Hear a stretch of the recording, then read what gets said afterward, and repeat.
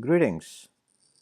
Let us talk about the role of electrosurgery in endoscopy. And as we all know, endoscopic therapy utilizing electrosurgery for cutting and coagulation allowed us to treat a variety of conditions. In this section, we will learn about the electromagnetic spectrum. In the United States, if you plug in to an electric outlet, that outlet offers 120 volts at 60 Hertz frequency to light up your electric bulb. The same frequency is also utilized to power your household electrical appliances. That frequency is dangerous for electrosurgery because of cardiac irritation and ventricular fibrillation and cardiac arrest. However, if we increase the frequency to above 100 kilohertz, there will be no stimulation of the nerves or the muscle. And typically, electrosurgery, the frequency is set at about 300 to 500 kilohertz. If you go beyond that, that's where the AM radio works, and then the television. In summary, electric outlets in the United States offer low frequency electromagnetic spectrum of waves set at 60 cycles per second. The electrosurgery unit converts the low frequency current to a high frequency current in millions of cycles and delivers it to your endoscopy devices, either for cutting or for coagulation. Let us talk about the electric circuit that is used during endoscopic electrosurgery. Here, we are about to perform hot snare polypectomy, and as you can see here, we are connected and ready to go. Let us talk about monopolar circuit followed by bipolar circuit. In monopolar circuit,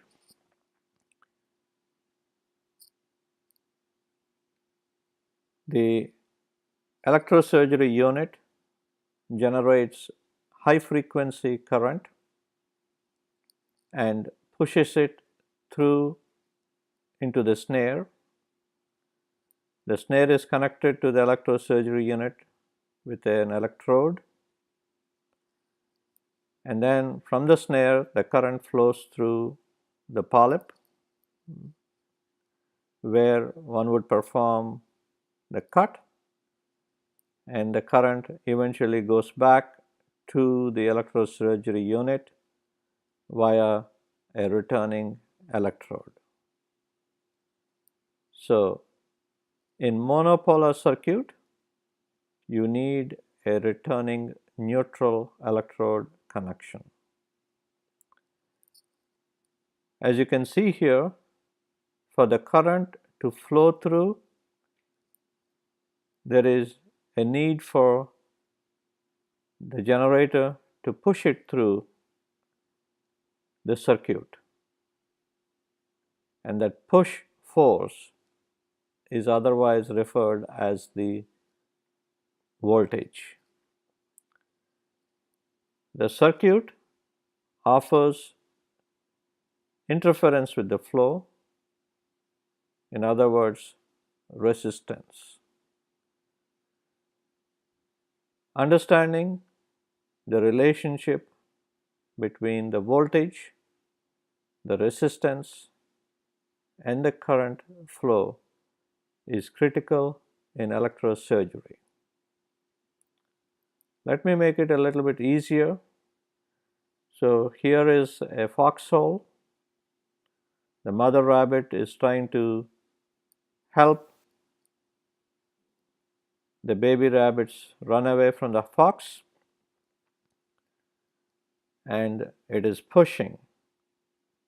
The mother rabbit voltage is pushing the baby rabbits flow away from the interference created by the fox, otherwise the resistance. If there is a lot of resistance, you need a lot more voltage to accomplish a particular task.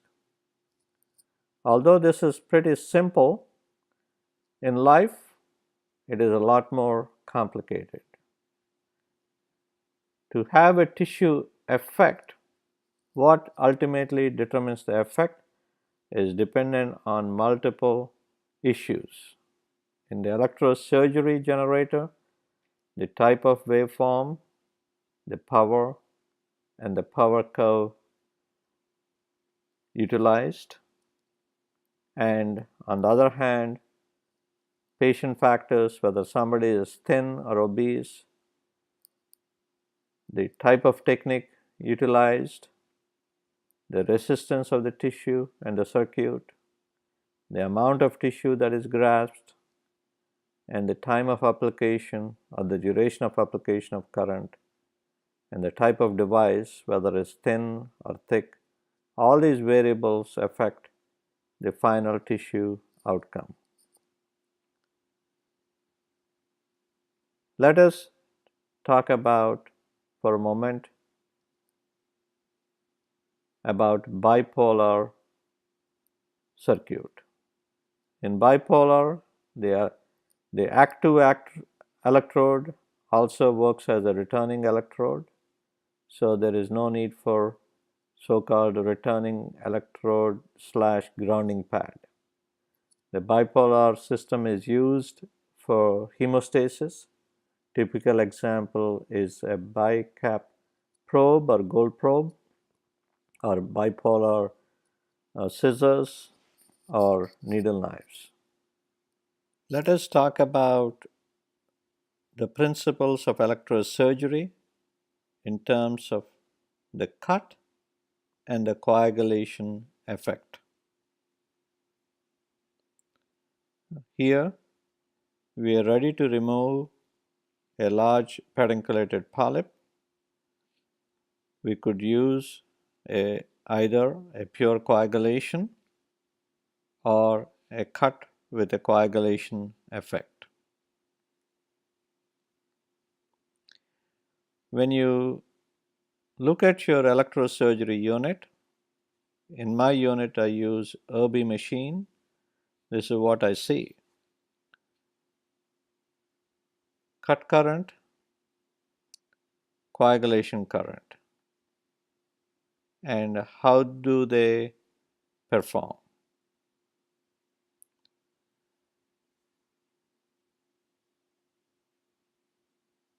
When you look at how they actually create coagulation effect or the cut effect, it basically depends on two important principles.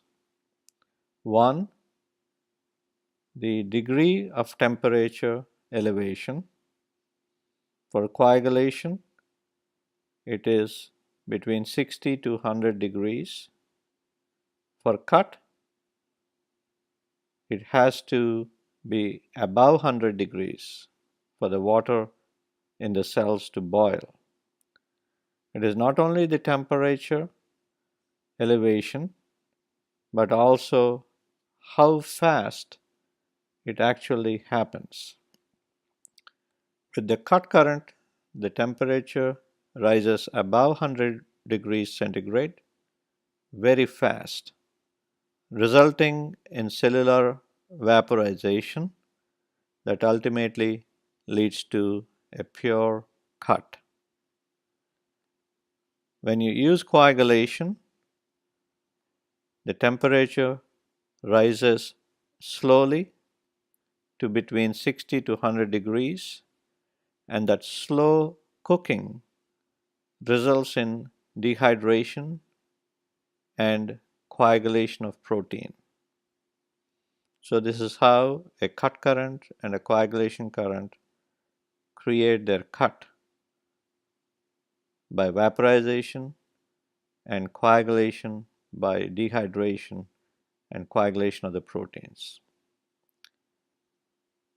Next, let us look at another important feature between the cut and the coagulation in terms of their voltage.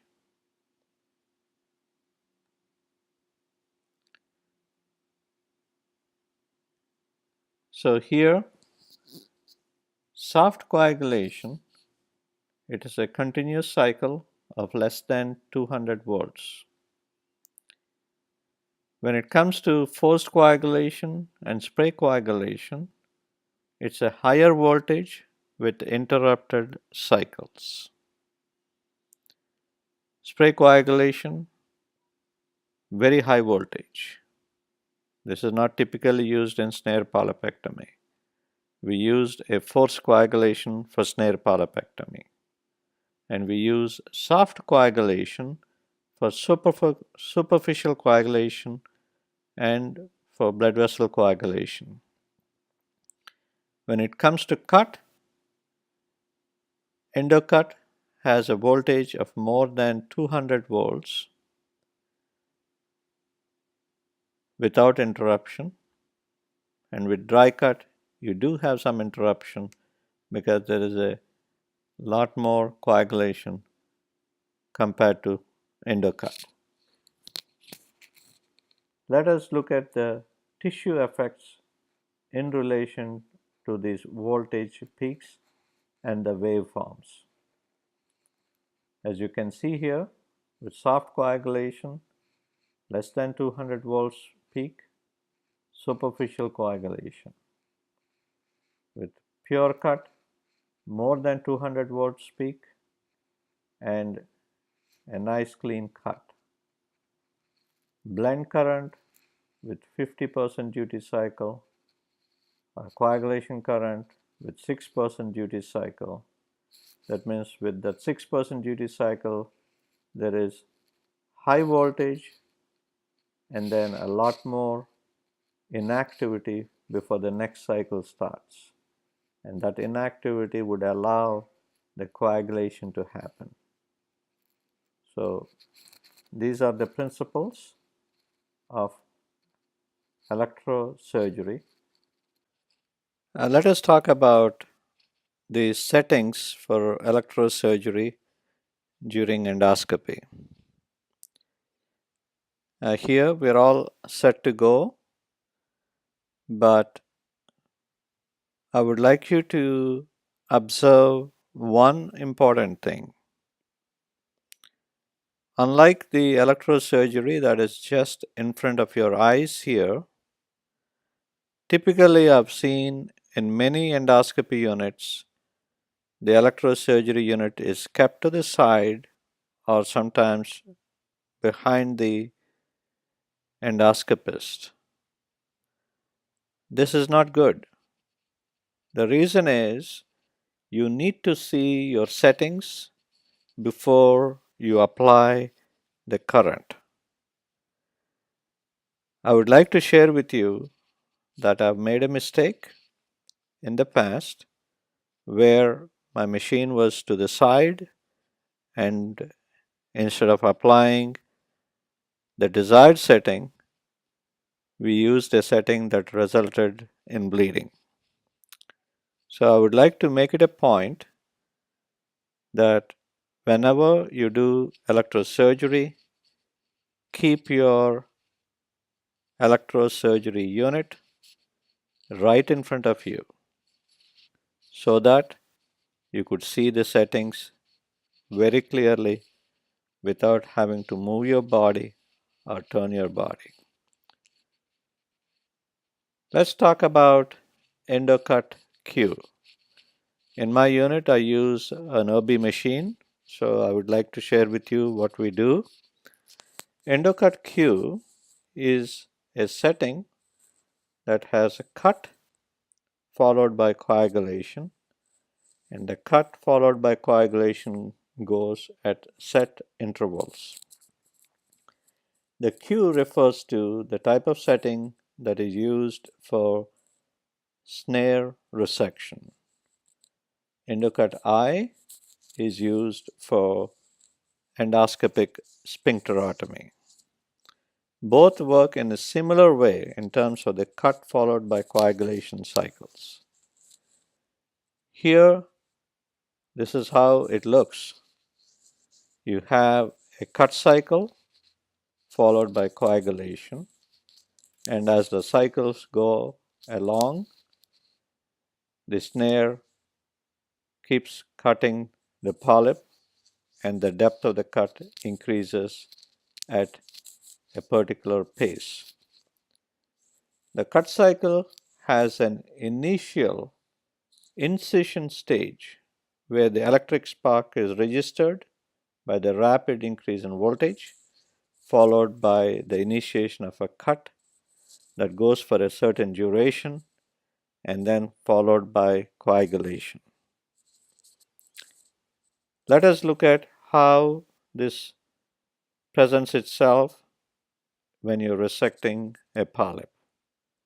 As you can see here, the initial incision stage, there's a spark, followed by cutting stage when there is a cut, and during the coagulation phase, there is coagulation.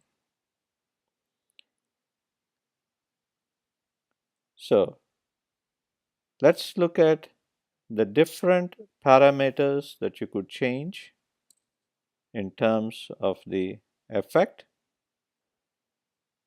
duration, and interval. Let's talk about the effect for now. There are 4 settings for effect. The effect actually means whether there is a coagulation effect or not, and the amount of coagulation as the effect setting increases. In effect 1, there is no coagulation effect, and the coagulation effect starts with effect setting 2 and progressively increases to setting 3 and setting 4. So if you set your effect to 1, it is almost like a pure cut without any coagulation. If you set your effect to setting 4, there is not only cut but also quite a bit of coagulation. In my unit, in my practice for most snare polypectomies, I use effect 3. Next, let's talk about the duration of the cut. As you can see here, you have 4 settings. Setting 1 has a very short duration of cut. Setting 4, a very long duration of cut. So if you put setting 1, there is a very small amount of cut. So it allows you to change if you are doing fine dissection. But if you want a longer cut or a deeper cut in one cut phase, you can go to setting 4. So let us see how it looks when you use snare. Setting 1, small amount of cut. Setting 4, large amount of cut in that particular cycle. So we talked about effect, cut duration, and now let's talk about the cut interval. There are, for interval of 1 is about 400 milliseconds, and then from 1 to 10 at every step there is an increase of 160 milliseconds. So if you have a duration if you have a cut interval set at 313, that is interval 3, it is 720 milliseconds. If you have a thick, large pedunculated polyp with a very thick stalk and you want a longer period of coagulation, then you increase the interval. In my practice, I go up to interval of 6. That means 1.2 seconds, there is the next cut. So that interval gives a longer duration for the coagulation to act. So we learned about effect, cut duration, cut interval, and how you could modulate to optimize the results. Next, let's talk about coagulation in terms of the voltage and the type of cycles.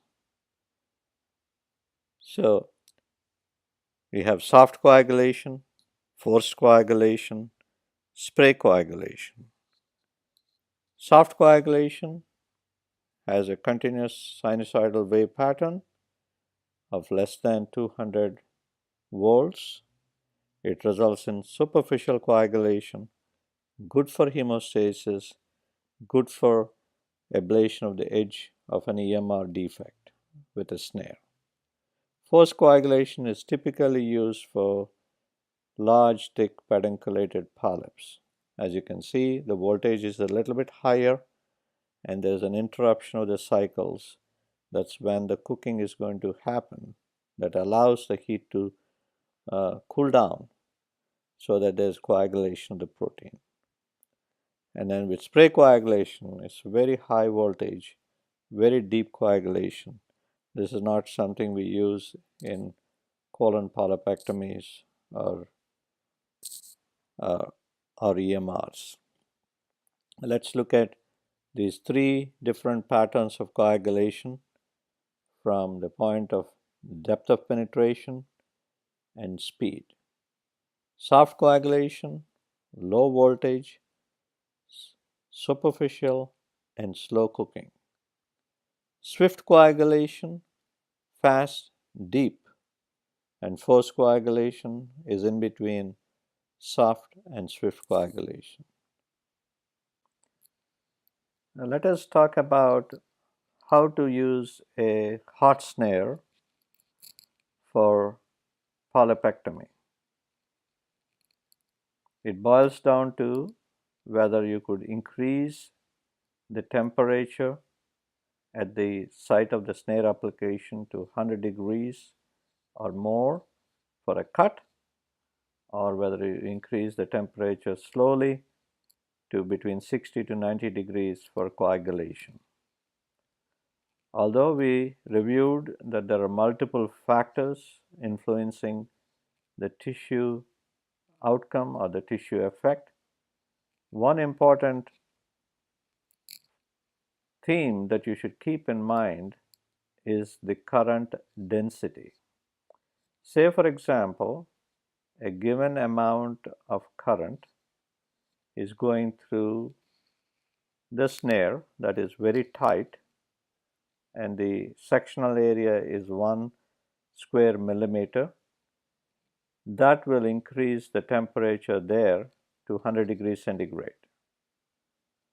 Say, for example, you use the same amount of current going through, but instead of 1 square millimeter to an area that is 2 square millimeters, the temperature does not increase much and you may not have a cut. So, in order for a cut to happen, the contact point between the tissue and the knife or the snare should be as small as possible for it to have the maximum current density to increase the temperature there, for it to have an impact, either coagulation or cut. Another principle to keep in mind when removing large, thick pedunculated polyps is that these polyps tend to have multiple feeding vessels. So it's important to coagulate all these vessels as you cut to avoid major bleeding.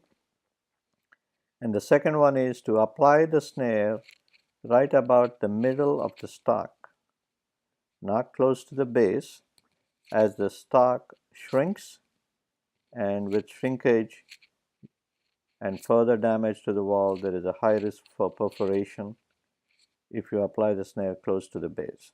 So apply the snare close to the middle of the stock. And as the cut proceeds, there is going to be a coagulation and then finally cut. With large pedunculated polyps, you want to avoid small area of contact of the head to the opposite wall, and that small area of contact could lead to high current density as the current travels to the narrowest area and result in a counterburn and perforation.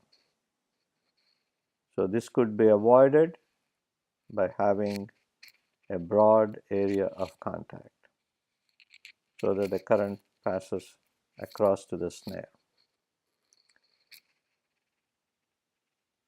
Try to avoid counterburn going through a clip that is adjacent to a polyp, or in some cases the snare tip could grasp some of the tissue that is hiding behind the stalk of the polyp and create a perforation.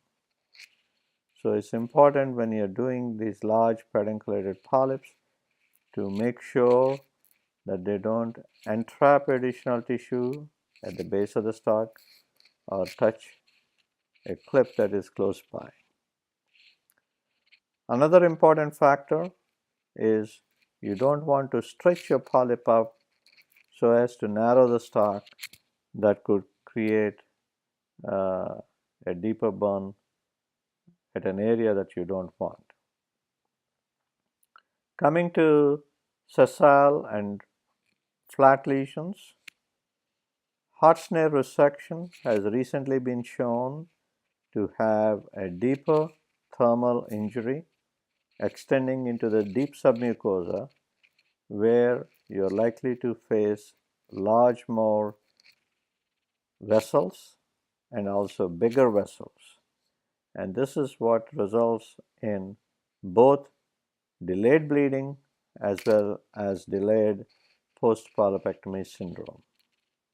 One way to avoid that problem is to resect after lifting the lesion away from the deep submucosa, the blood vessels, and the muscle by injecting submucosal solution and lifting the polyp away so that you could minimize the damage.